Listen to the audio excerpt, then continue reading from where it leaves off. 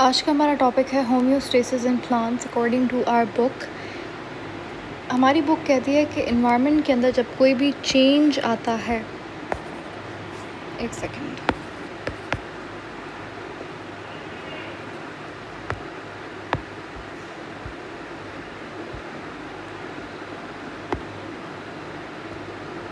तो जब भी changing in environmental conditions are the big threat for plants and cause severe stresses on them।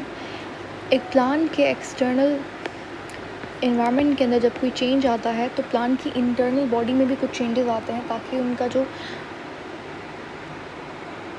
समझ लीजिए osmotic balance है या फिर आयंस की कंसंट्रेशन या टेम्परेचर का मेंटेन होना, तो ये सारी चीज़ें maintained well check and balance रहता है इन सब चीज़ों का, और इसी को आप होम्योस्टेसिस कहते हो।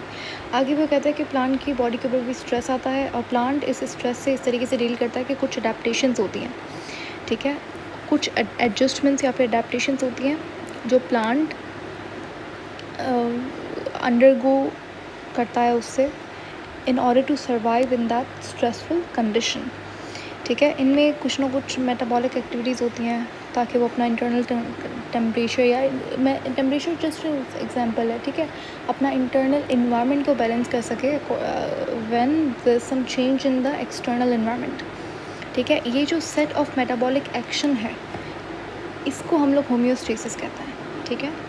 अब इसमें हमारे पास एग्जांपल आ जाता है ऑस्मोटिक एडजस्टमेंट का। टेम्परेचर एडजस्टमेंट हो गया, उसके बाद कुछ भी हो सकता है, हार्मोनल चेंजेस आ सकते हैं प्लांट की बॉडी में, सारे पार्ट्स होंगे होम्योस्टेसिस के। ह्यूमन के अंदर अलग तरीके से होम्योस्टेसिस होता है। उसके अंदर मेन ऑर्गन्स कौन कौन से होते हैं? स्किन होते हैं, किडनीज़ होती हैं, तो ये होम्योस्टेसिस में मेन ऑर्गन्स होते हैं if we talk about human, ठीक है। प्लांट की बात करें तो प्लांट में ऑस्मोटिक एडजस्टमेंट को पढ़ना इंपॉर्टेंट है। It is a useful drought tolerance in organic solutes to response to drought conditions और सलाइन स्ट्रेस। यानी कि अब जैसे फॉर एग्जांपल अगर कोई प्लांट ऐसी जगह पर है जिसके एक्सटर्नल इन्वायरमेंट के अंदर ड्रॉट आ गया, एकदम ज़मीन जो है वो बंजर हो गई, ड्राई हो गई, या फिर सलाइन कंडीशन हो गई, सलाइन यानी कि जो सॉल्यूट कंसनट्रेशन है सॉइल के अंदर, जो समझ लीजिए सॉल्ट की मिकदार है वो बहुत ज़्यादा बढ़ गई, ठीक है। तो इस कंडीशन के अंदर प्लांट क्या करता है? Many plants accumulate organic solutes to lowering the osmotic potential। तो इस कंडीशन के अंदर प्लांट क्या करता है? उससे लड़ने के लिए, अब जैसे ड्रॉट कंडीशन है, ड्रॉट कंडीशन में क्या है? बाहर पानी बहुत कम है, ठीक है, और प्लांट की बॉडी के अंदर जो है वो पानी को हमें रिटेन करना है। हमें पता है अगर पानी higher concentration to lower concentration की तरफ जाता है, ठीक है, ऑफ इट सेल्फ, तो अंदर पानी ज़्यादा है, बाहर पानी कम है, पानी जो है वो अंदर से बाहर जाने की कोशिश करता है, लेकिन प्लांट क्या करता है? अपने अंदर सॉल्यूट की एक्यूमुलेशन कर लेता है। यहाँ पे बहुत सारा सॉल्यूट आ जाएगा, और हमें पता है कि वाटर जो है वो हमेशा सॉल्यूट की तरफ जाना पसंद करता है, ठीक है। तो अगर यहाँ पे सॉल्यूट ज़्यादा है तो वाटर यहाँ पे क्या करेगा? स्टे करेगा। तो ये एक तरीका है, एक मेटाबॉलिक रिएक्शन है टू ड्रॉट से बचने के लिए। ये तो इस रेगुलेशन को, पानी की इस रेगुलेशन को ऑस्मोटिक रेगुलेशन कहते हैं, ऑस्मो रेगुलेशन भी कहा जाता है। तो ये एक one of the important aspects है, एक उसका एस्पेक्ट है होम्योस्टेसिस का। इसी तरीके से बड़े सारे तरीके हैं, मेटाबॉलिक एक्टिविटीज़ हैं। उसके बाद वो कहता है कि it involves maintaining a balance between water and solid contents of cells. अगर प्लांट सेल्स की बात करें तो water potential of cell sap कहते हैं, जैसे ये सेल है, सेल के अंदर जो सोल्यूशन है उसको कहा जाता है सेल सैप। वैक्यूल के अंदर जो सोल्यूशन होता है उसको सेल सैप कहते हैं, ठीक है। वैक्यूल क्या है? एक ऑर्गेनल है, तो सेल है, सेल के अंदर वैक्यूल है, वैक्यूल के अंदर जो सोल्यूशन है उसे सेल सैप कहते हैं, ठीक है। तो ये जो सेल सैप है इसका water potential of cell sap is termed as solute potential. इसका क्या मतलब है? ये कह रहा है कि हमारे पास एक सेल है, जैसे तो हम ये सारी टर्म्स को वैसे पहले ही देख चुके हैं। मेरे पास एक सेल है, सेल के अंदर क्या होता है? वैक्यूल होता है, ठीक है, और वैक्यूल के अंदर कुछ ना कुछ पानी रहता है।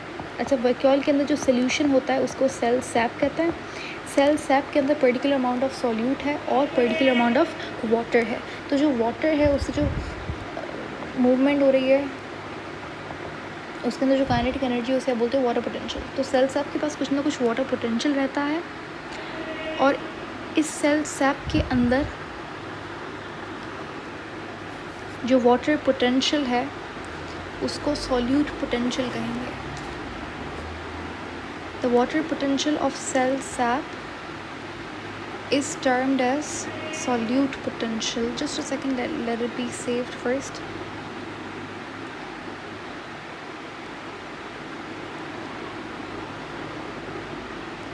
अच्छा,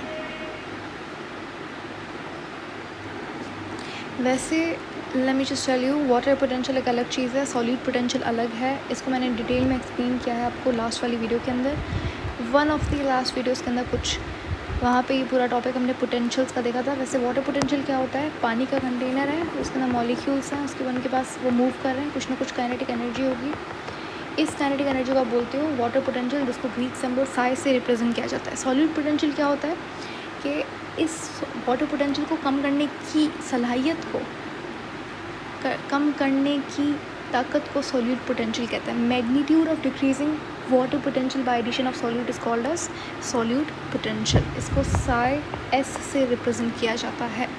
तो ये होता है असल में सॉल्यूट पोटेंशियल। उसके बाद वो कह रहे हैं कि इन अ प्लांट सेल के अंदर जब हमारे पास एक प्योर वाटर है या फिर एक ऐसा सोल्यूशन है जिसके अंदर वाटर पोटेंशियल मैक्सिमम है, then the solution in its vacuole, the water moves from outside to inside the cell endosmosis, ultimately into the vacuole. Okay, now this is something which is written in a very complicated way. मैं आपको समझाती हूँ क्या लिखा हुआ है। ये cell है, सेल के अंदर वैक्यूल है, समझ लीजिए। ये यहाँ पे पानी है और यहाँ सेल सैप में भी कुछ ना कुछ पानी है, ये वैक्यूल है। अब पानी की मिकदार बाहर ज़्यादा है, अंदर कम है, ठीक है। वैक्यूल के अंदर पानी कम है और सॉल्यूट ज़्यादा है, वैक्यूल के बाहर पानी ज़्यादा है, सॉल्यूट कम है। Water moves from higher concentration of solute, lower concentration of solute to higher concentration of solute. तो पानी क्या करेगा, अंदर की तरफ जाएगा। इस ऑस्मोसिस को हम लोग एंडोस्मोसिस बोलते हैं, समझ आ गया। अच्छा, उसके बाद क्या होगा कि इससे क्या होगा कि सेल क्या करेगा, स्वेल करेगा, ठीक है। और जब ये स्वेल करेगा तो पानी इसके अंदर भर जाएगा, तो ये सेल कहलाएगा टर्जिड सेल। इस कंडीशन को टर्जिडिटी कहते हैं, ठीक है। ये जो हमारे पास सोल्यूशन है, ये बाहर आप जो सोल्यूशन देख रहे हो जहाँ पे सॉल्यूट की कंसंट्रेशन कम है, इसको बोलते हैं हाइपोटोनिक। एक बात याद रखना, हाइपोटोनिक होता है, एक हाइपरटोनिक होता है और एक आइसोटोनिक होता है। हाइपोटोनिक यहाँ पे हम लोग सॉल्यूट की बात हो रही है, हाइपर यानी कि ज़्यादा, सॉरी हाइपो मतलब ये, हाँ हाइपर मतलब ज़्यादा, लेकिन मैंने यहाँ पे हाइपो लिखा है, तो हाइपो मतलब कम। ऐसा सोल्यूशन जिसके अंदर सॉल्यूट की कंसंट्रेशन कम हो तो वो हाइपो सोल्यूशन है, हाइपोटोनिक है। हाइपरटोनिक क्या होता है, ये लिखा हुआ, जहाँ पे सॉल्यूट की कंसंट्रेशन ज़्यादा हो। आइसोटोनिक क्या होता है, जहाँ पे अंदर बाहर, यानी कि यहाँ पे भी सेम कंसंट्रेशन सॉल्यूट की, यहाँ पे भी सेम कंसंट्रेशन सॉल्यूट की। याद रखिएगा, पानी मूव करता है हमेशा lower solute to higher solute concentration. उसके बाद एक टर्म लिखी हुई उन्होंने, प्लाज्मोलिसिस। क्या होता है कि जब हाइपरटोनिक सोल्यूशन, मेरे पास एक सेल है, वैक्यूल को हटा दो, ये सेल है, ठीक है, ये मैंने कंटेनर में इस सेल को रख दिया। कंटेनर के अंदर क्या है,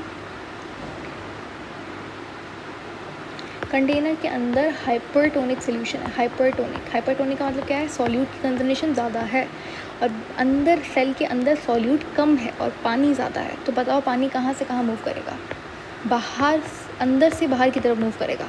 इसको बोलेंगे एक्सोस्मोसिस, ठीक है। और ये जो सोल्यूशन है ये कैसा है, ये हाइपरटोनिक है। इस कंडीशन को, ये जो एक्सोस्मोसिस हो रहा है, ठीक है। अब एक्सोस्मोसिस होगा, पानी बाहर जाएगा। जब पानी बाहर जाएगा तो सेल कैसा हो जाएगा, सेल में पानी ख़त्म हो जाएगा, सेल टर्जिड से फ्लैसिड हो जाएगा।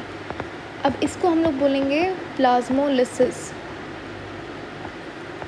ठीक है। प्लाज्मोलिसिस क्या होता है, द साइटोप्लाज्म